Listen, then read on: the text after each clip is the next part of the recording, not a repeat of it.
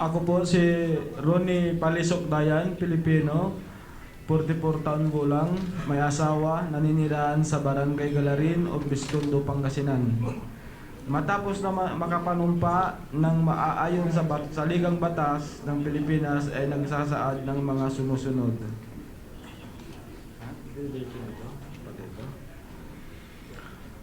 Na pinanunumpaan kong totoo ang mga sinabi ko noong press briefing sa Camp Crame at sa House of Representatives sa Batasang Pambansa noong ika-22 ng Nobyembre. Meron po kaming relasyon ni dating Secretary Laila de Lima na tumagal ng 7 taon. Nagsimula po ito noong ako ay nagtatrabaho sa kanya bilang driver bodyguard sa kanyang law firm noong 2007.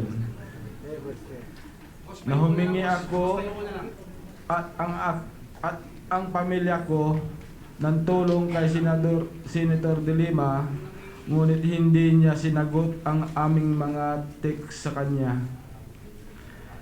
Natumanggap po ako ng pera noong 2014 mula kay Kerwin Espinosa para kay Senador de Lima.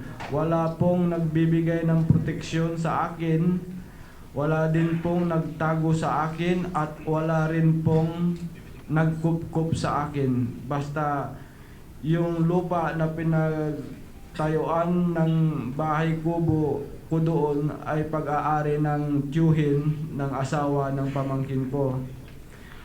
Ang naging habulan po namin ng mga pulis ay umabot na ng higit kumulang 15 kilometro. Umabot po ako hanggang bukid kung saan namagana po ang aking mga paa dahil sa arthritis at napaupo na lang po ako. Nagpahuli na talaga ako. Una ko pong nakilala si Attorney Laila de Lima noong nag-apply ako bilang driver security ni ma'am sa law firm, sa law office nila sa Panay Avenue, Quezon City noong taong 2007. Totoo pong nagkaroon kami ng relasyon ni ma'am at nagsimula po ito noong 2007.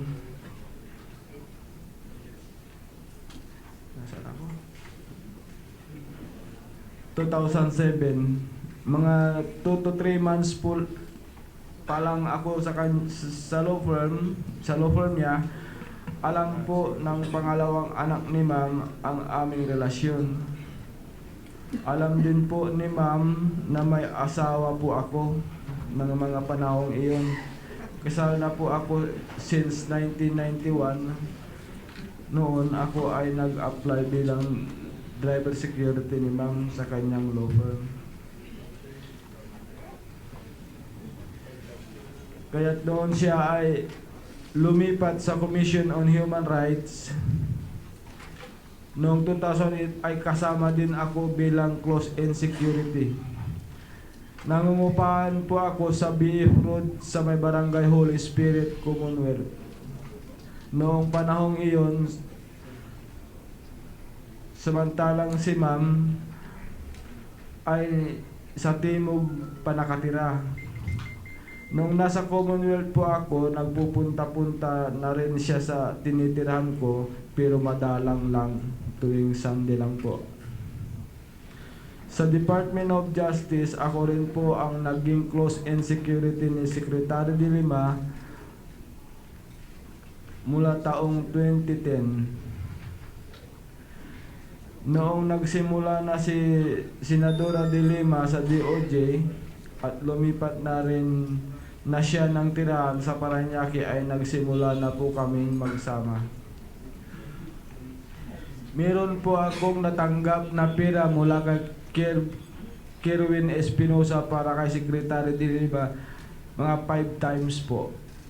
Ang perang ibinibigay sa inaabot sa akin nasa paper bag na maliit, hindi ko po binibilang at hindi rin po sinasabi ni Kerwin kung magkano yon. Basta ito na yung pera kay ma'am. Siya mismo ang nag-aabot sa akin. Kinukuha ko, inilalagay ko sa harap ng upuan ng sasakyan. Hindi ko po alam kung magkano yung laman nung binibigay sa akin na paper bag kasi hindi ko lang po sinilip, sinalat ko lang.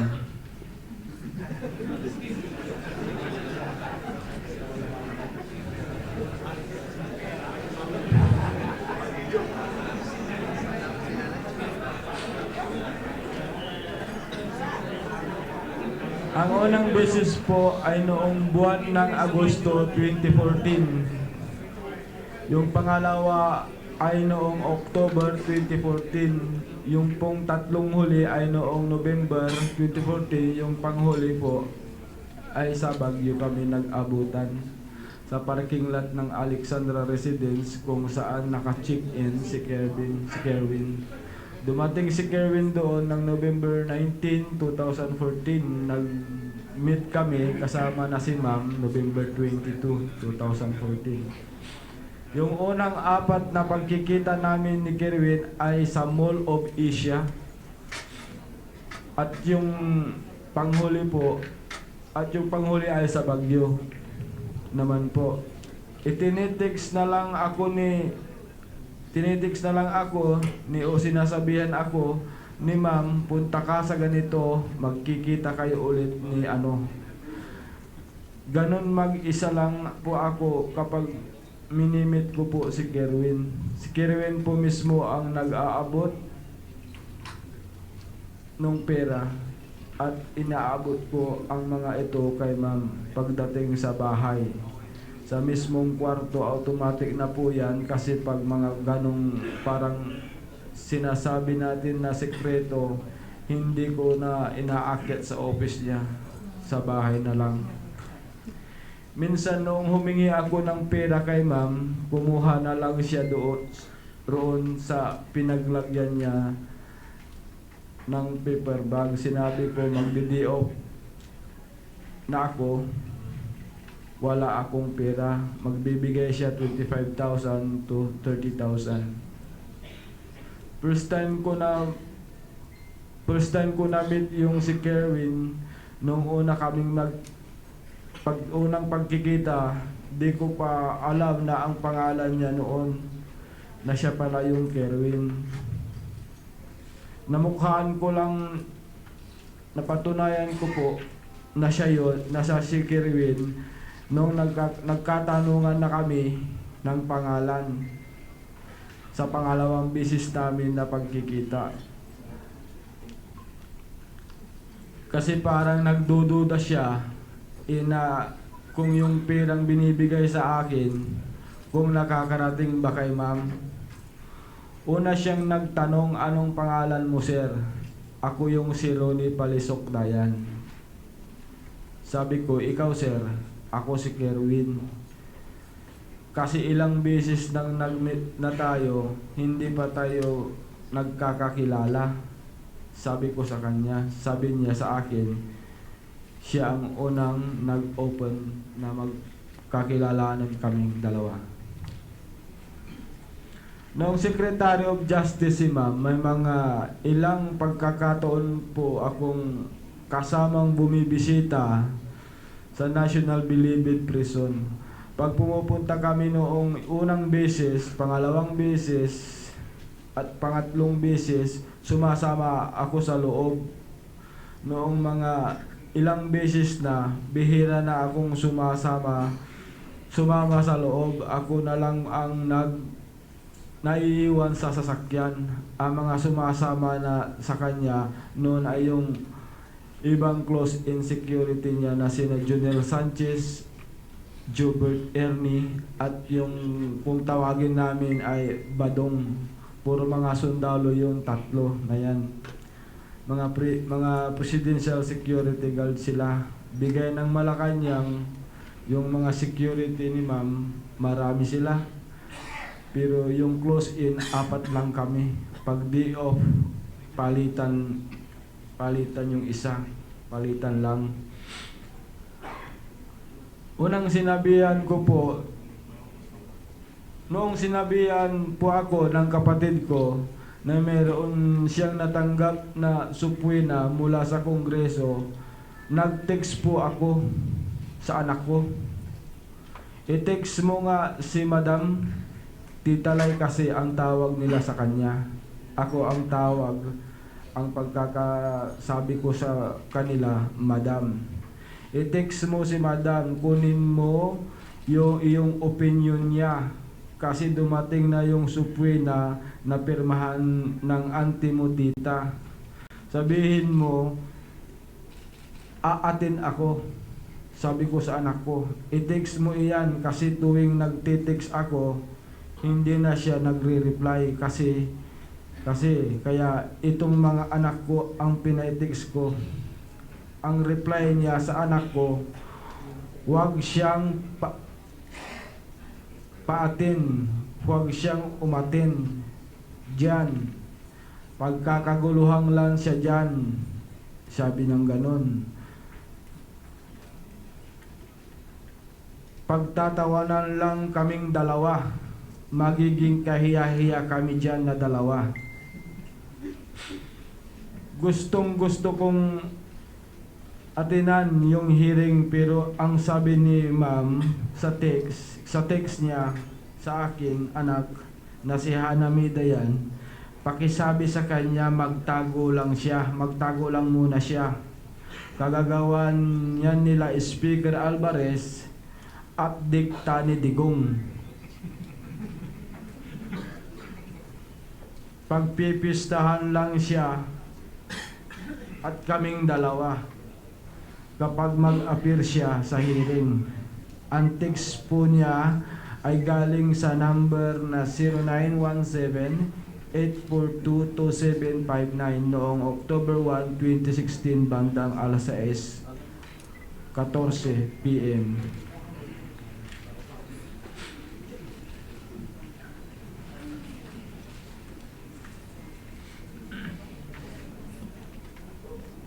Yung anak ko po ang nakaka-text ni ma'am.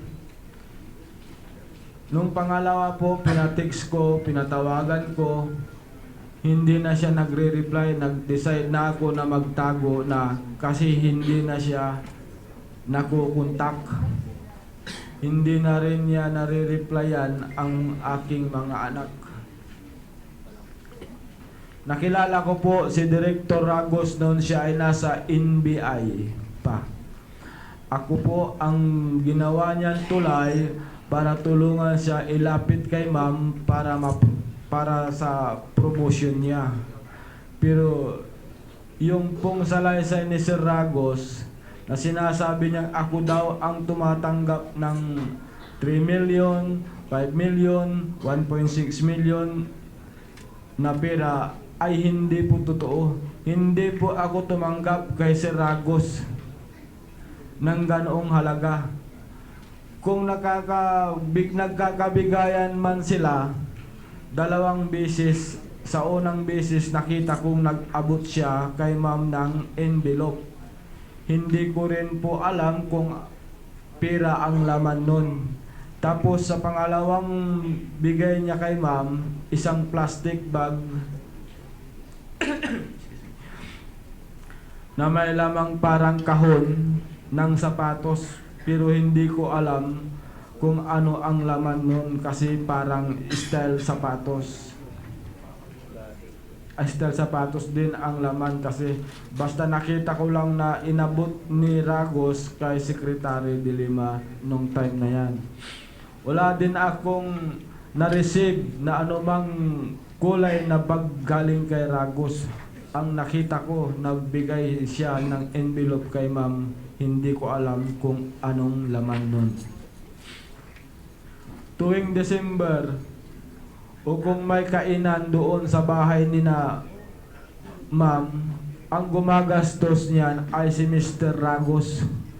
May tinatawag si ma'am kasi na panata tuwing December na magbibigay ng mga canned goods, mga bigas, sabon at mga groceries sa Bicol. Bago pumasok yung 2015, nagkakalabuan na kami ni ma'am. Kesyo hindi na daw kami masaya sa pagsasama namin. Lagi kasing bangayan, at laging nag-aaway kami.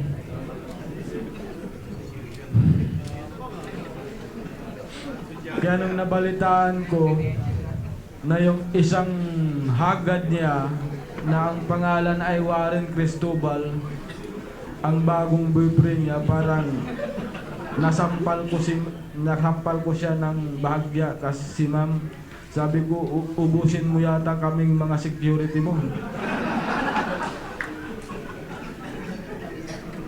Kaya simula noong January, bihira na akong pumasok sa DOJ, bihira na akong sumama sa kanya.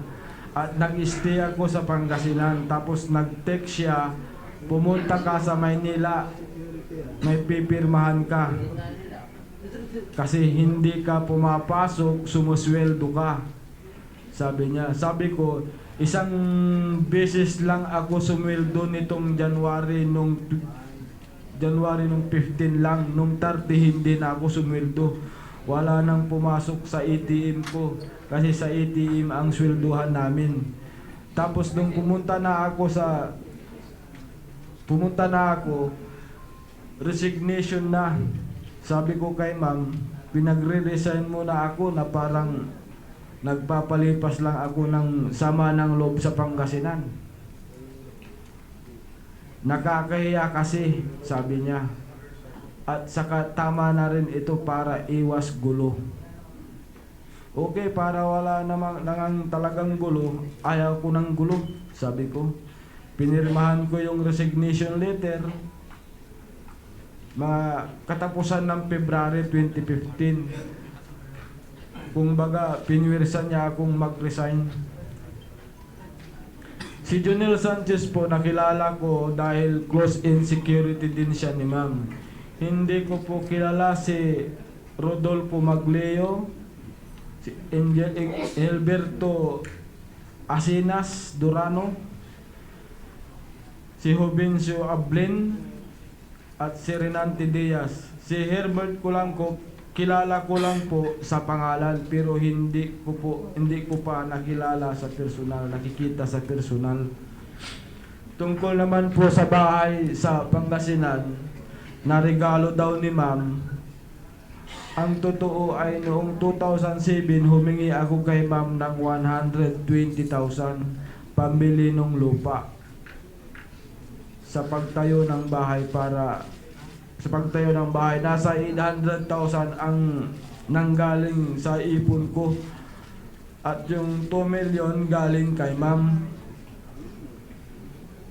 Si Kerwin Espinosa, hindi ko nga alam na drug lord nung nag-aabutan kami. Ang alam ko doon, engineer siya. Kaya sabi ko, ito siguro yung engineer na sinasabi ni ma'am. Pero ang sabi ni ma'am, may nagbibigay pa nga ng Starex sa kanya, isang engineer daw. Sabi ko sa kanya, bago na naman yung sasakyan ninyo.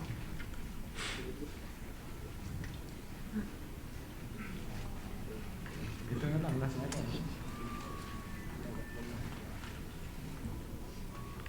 Bago na naman yung sasakyan ninyo, mama. Ang sagot niya, oo, bigay ng supporters ko. Tapos may bago siyang Fortuner na puti. Nung tinanong ko, sabi niya, ay, bigay ni engineer yan. Kusa at malaya ko pong ginawa ang salaysay na ito. Wala pong pumilit sa akin o nanakot, nalagdaan ang salaysay na ito.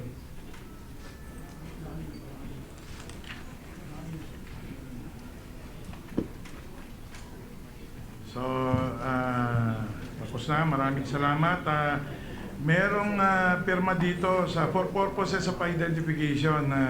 Merong pirma sa taas ng pangalang Ronnie Palisok Dayan. Ito ba yung pirma mo?